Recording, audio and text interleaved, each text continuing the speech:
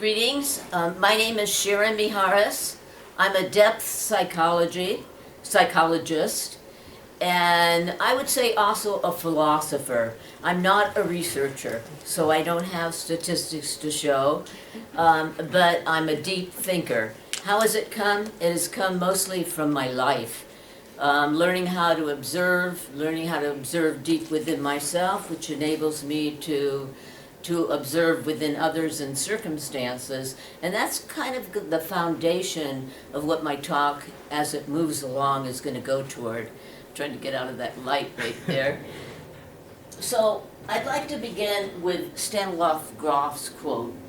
In the kind of world we have today, transformation of humanity may well be our only real hope for survival. That's a pretty intense quote, and it'll make more sense as I go along.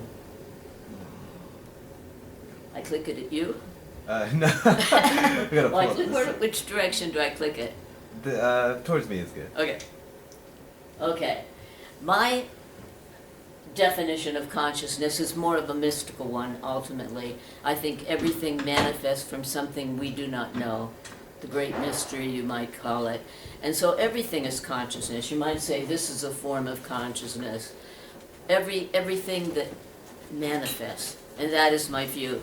My view is also that it is our responsibility in life to become aware of who we are in heading toward some mission, toward that enlightenment, that understanding.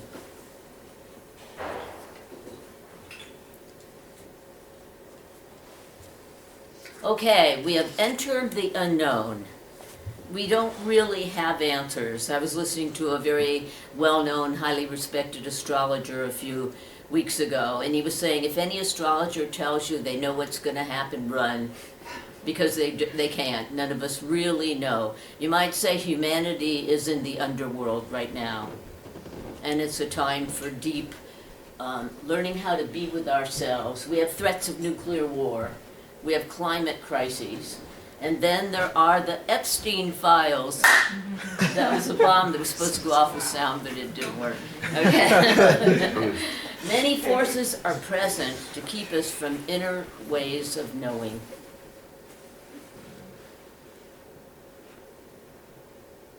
Okay, research has been faulty for a long, long time. I often think of Indian research when you think of the 5,000 years of yoga, and we accept that. We know yoga works. And yet most research is highly controlled, as you know. And there are taboos against what's accepted and what's not. I remember once I was sitting in a conference in Spain, and I'd come in a day early, and there had been a big scientific gathering. It was in Barcelona, where they have that big cultural center. And in the hotel I was staying, I was having breakfast, and there were some scientists at a table next to me. And they were talking about the major controls and how you don't dare say too much or you'll be wiped out professionally. Okay? And so Rupert Sheldrake is a great example of that. His whole thing on morphogenetic resonance, totally taboo science now. It's considered pseudoscience. If you do I did an AI search, and he comes up, his stuff as pseudoscience. It's like programmed into the way we view what's acceptable and what's not. Every time I see something that it's empirically validated, I'm suspicious. It means it's very regulated. How far was the researcher really able to go? And so it's very important that we know we do not want to collude with these controlling paradigms, especially at a time when knowledge is so needed.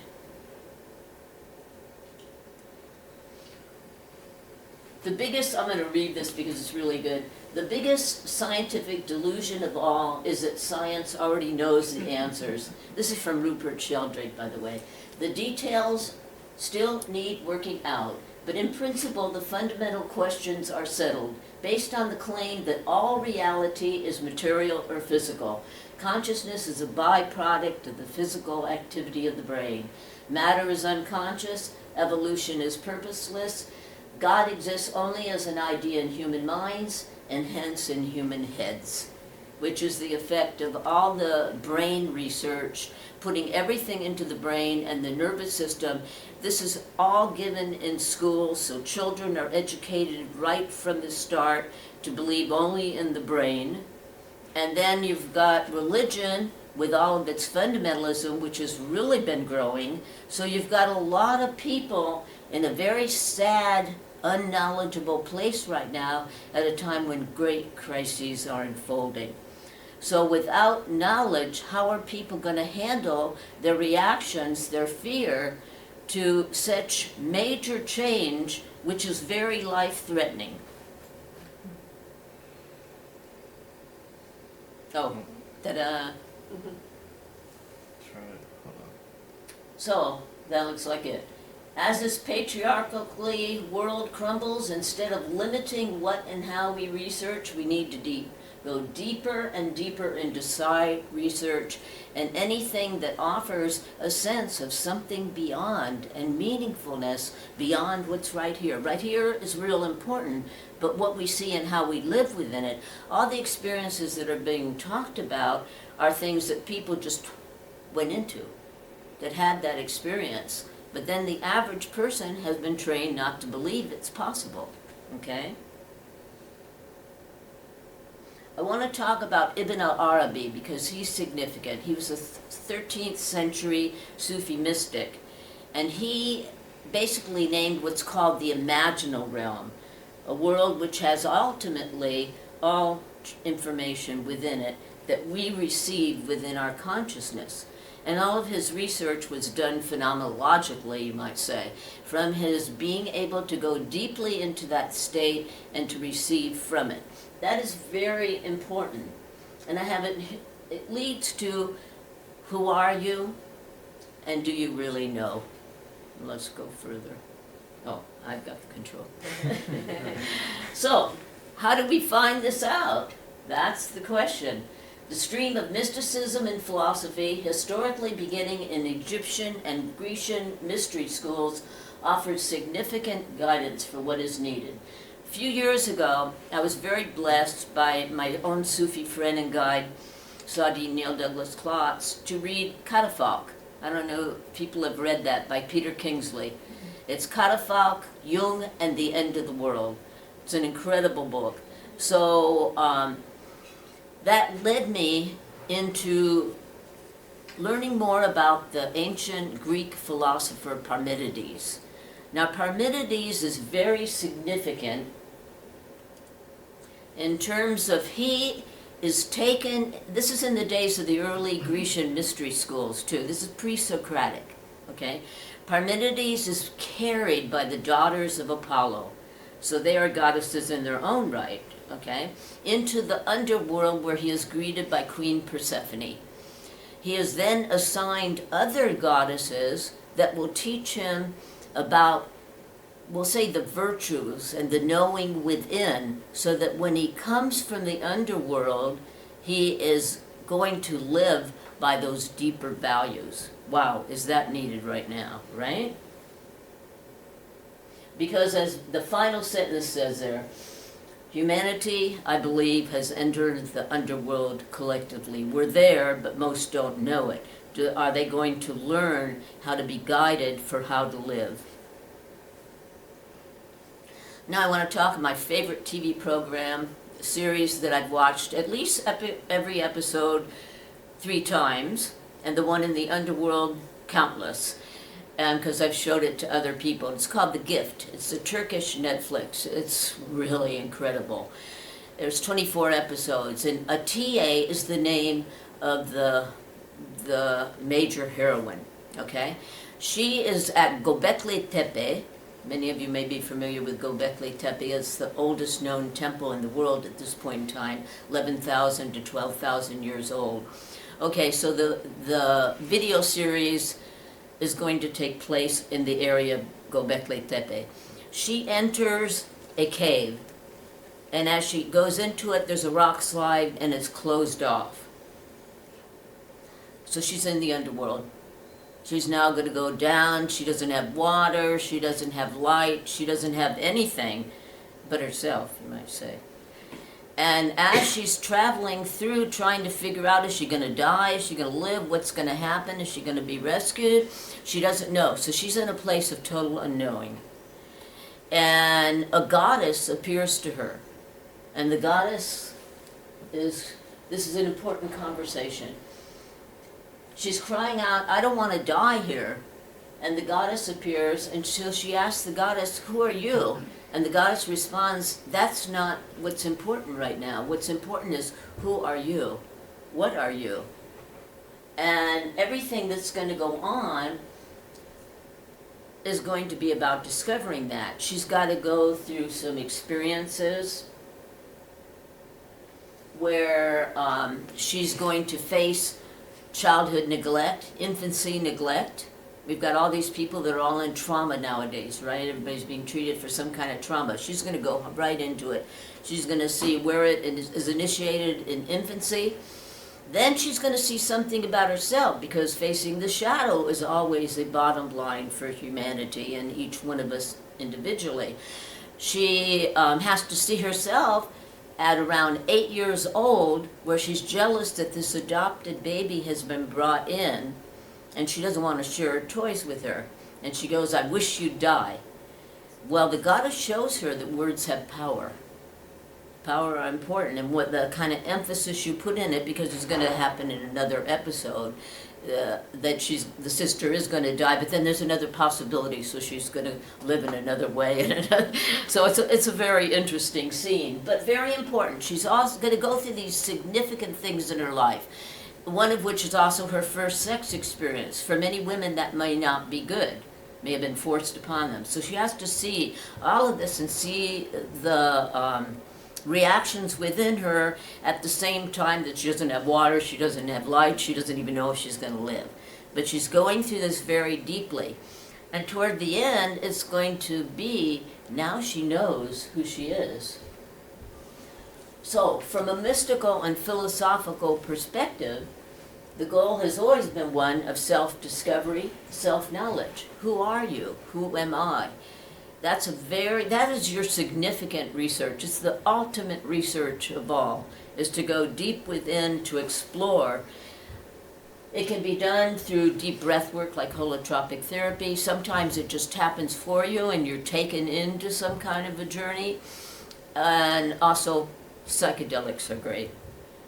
In my experience, plant medicines know exactly what it is, at least if you're open. They know exactly what it is you need to explore from your infancy, your childhood, your life, how open your heart is to yourself and to others.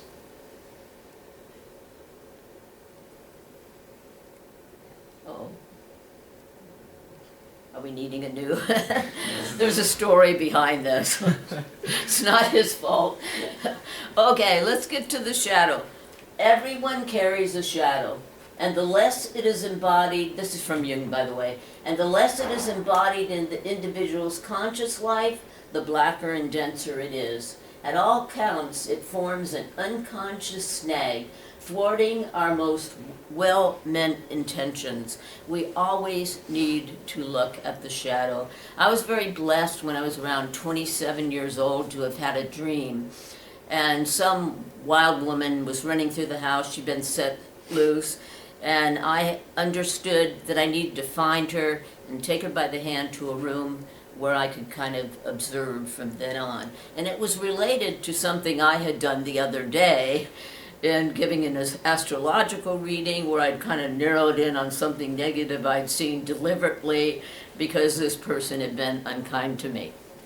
So I was able to see that shadow thing within myself when I disclosed what I was seeing about him to his girlfriend.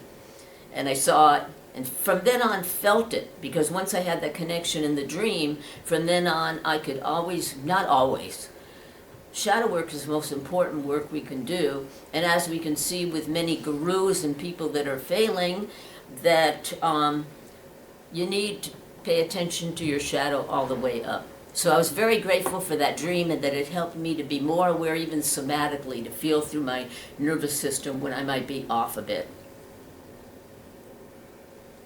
So, looking at different fields of consciousness, are present in everything we experience. Notice I put the high priestess there. What motivates? Is it fear or lack? Feelings of self-importance? Greed? Craving or less? We have all these interpenetrating fields going through consciousness. Just recently, I was doing a psychedelic, and it was a DMT that took me into a very deep place immediately. And I could sense different energies. Some were very dark, and I kept going for the light, rejecting this, rejecting that energy. And it was going in that experience that I realized, oh, this later is like, why are you there in consciousness? And then when all this stuff started coming up about the consciousness people that are involved or were involved in the Epstein thing, then I began to see, okay, you're investigating, looking at it within yourself where you make the choices, and we have the power for choice. People don't always realize, because we've been so educated out of self-discovery and self-awareness, that they don't realize that everything that happens to us gives us some form of a choice. So, let me go on to see if I have what I want here. So, through deep work in the underworld, facing personal shadow forces, we can learn to inwardly recognize the varied fields and collective energies that draw and influence. Different quantum possibilities might have manifested if other choices had been, now I'm now talking about the Epstein folks and the consciousness folks, if other choices have been made. It is notable that feminine guidance from deep inner realms was missing in the Epstein paradigm. Women were primarily seen as decorations, and young children allurements for dark sex. Patriarchy and gender imbalance are serious elements in all of this global problems. There's threats right now in the United States to women. They're starting to put it out as white progressive women, activists, you name it. And so it's starting to build more and more as patriarchy on a global level is taking and influencing against immigration, against this and that. Let's go back to the old values where things were perfect, is kind of what people are falling for. So the Epstein scandal comes along, boom, that bomb that we couldn't get to go off. It's like, look what is happening as a wake-up for consciousness. I have seen people that I know, you may know, in the consciousness studies that have lost their positions recently, that have had to cancel conferences, you name it. It's not only what's happening over with Prince, what's his name, in England, it's like what's happening right in the United States. And so, these are opportunities for spiritual awakening that may increase, giving the ongoing and increasing crumbling of the structures that have governed our attention. So watch for confirming synchronicities. It's no accident that this synchronistic learning has come to us at this time, as it is through quantum ways of knowing that other possibilities will appear. There are influential guides that are available to us. We've been talking about this stuff in our different talks today. This awareness that through a near-death experience you can wake. This awareness through sight that we can see into other levels, that there are other things that can guide us. I get talked to often, rarely, but it's a direct guidance that tells me something. And so I know that that's available. I know always that I can trust. I have seen evidence that there are other realms. I know at these volcanoes near where I live, there's a portal, and I've been talked through there. And so I know, again, other realms exist. That's what's so good of what we have going on with our understanding. How do we help those that don't have that understanding? I don't know. But I think it's going to become very important in the future.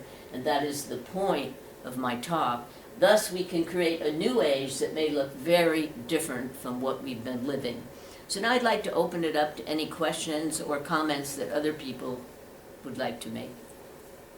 I have a question. Yes. I came a little bit as you You'll have said. to talk loud for me. Oh, sorry. I came a little bit after you started the talk, so I don't know. Did these tarot? Did you do a tarot reading, or why these tarot cards in particular? Are you just using them for visuals? The tarot. The tarot cards that you're using? Oh, which tarot card? You had a couple. I had two. The one was Yeah. a high priestess. Yeah. Did you pull those specifically for this, or you're just making, I wasn't here when you first started, so I don't know if you said, did you pull those specifically? My PowerPoint is in pieces Oh. for a little accident I made because of sending it. I had this bomb on it, and so it wouldn't take the whole PowerPoint. So I divided it into pieces, and then later understood it was that bomb that was live. And so he had to figure out PowerPoint 1, PowerPoint 2, what have you. So I'm not sure which one that was, but it was the high priestess. And it was about being open to that energy to come through and guide. It is the feminine energy. There has been this problem with patriarchy that has wiped out the feminine energy. You know, there are differences between male and female, yin and yang, what have you. And it is interesting to go back to the Parmenides abduction or being carried into the underworld by the daughters of Apollo, goddesses in their own right, meant by Queen Persephone. Persephone assigns other goddesses to guide him for how to live when he comes back into the world. Now we do know that patriarchy really grew in Egypt, Greece at that time, but yet at the same time Parmenides was very aware and guided. And that's how we get the guidance from within for how we live in the world. Do we know it, or are we just spoon-fed? And that's the problem with most people nowadays. They've just been spoon-fed through schools, through religion, you name it, and they haven't really learned to think and to go deep. So right now, as I said earlier, humanity seems to have entered the underworld. And are we going to learn? Are we going to wake up in that deeper, darker realm to seeing ourselves, to seeing the shadow, to making new decisions that comes from how we live within that place that we touch deep within? Okay, thank you. I probably answered more than you asked. No, it's great, because I have thoughts about how the But I high got the priestess time. is taking us to the underworld, right? Right. Yeah. Does anyone else have any questions or comments or additions? I was just wondering the relation to, can you wrap in the yugas to this? When you say we're in the underworld, I think of coming out of Vapara Yuga. Because we're deeply in the unknown. That's why I say I'm not the only one that said that, but it's like, when I first moved to Cholula, I had 3 guiding dreams. And they were definitely guiding dreams. And I got 2 minutes, so I'll go quickly with those dreams. The first one was I was in a meeting where I was going to be given 7 steps for how to deal with all this. And but as I'm leaving, I'm told I need to be weighed. And I'm thinking in the dream, well, I've been eating a lot of green enchiladas since I moved here. But it turns out that right after waking, I realized, oh, that's a metaphor for the collective unconscious and Mot, the Egyptian with the feather, to weigh the human heart. And dream number 2, somebody comes skidding up in a car and jumps out with an AR-14 and is shooting up at the sky at butterflies. Okay? Dream number 3 comes within 4 days or something like that. My mother has come. And then it's going to go into some personal power issues and that kind of stuff. And so what do those 3 dreams tell me? Transformation is not going to take place pretty. It's no butterfly. Shooting the AR-15 up at the butterfly. Weighing of my own heart, which I see as step number 2. First, step number 1, entering the unknown. Step number 2 is doing our ancestral cleansing within. Ancestral and the deep shadow work within. I read that in the Egyptian mystery schools, one of the things they would have to do is dive into a dark pond with crocodiles in there and go to the bottom and find their way. There was a hole at the bottom. They had to find their way in the darkness through all that fear. Right, and that's before it. they could come up on the other side. Now, very few people entered those schools, really, but here we are now, what, 4,000, 3,000, no, a little less than that. Years later, it's right before us. It is the answer. It is the one thing we can hold on to is going deep within and learning all the guidance that we can receive. Your own authority to choose. And What? Your own authority to choose and emerge Right, and find your way. right. Yes, Well, she rang the bell, so I won't go into it, but the one thing that I think is really, that comes out of this, but you don't state explicitly, and it's just why I mention it, but I think it underlies what you're saying, is the importance of balance in all of these things, right? It's not that one should never have fear. Fear plays an important role in Fear can what be a we guide. are, right? I mean, it's not that you don't have cravings, right? There's a reason we're gonna all go to lunch, all these things. It's about balance in all of these things. balancing things like yin and yang, Right. and that holding in the circle, but also seeing what within each of those balances is the right balance. Knowing what they are. Yeah, notice I never said anything against men when I spoke about patriarchy, because it's been a system, a social, a political system. Men have benefited by it, but they've also been tortured by it. Okay? So how do we find the right balance with masculine and feminine? In alchemy, that has always been an important point. How do we understand masculine energies, let's say yang energies? How do we understand feminine energies, yin energies? And how do we find the right balance within ourselves?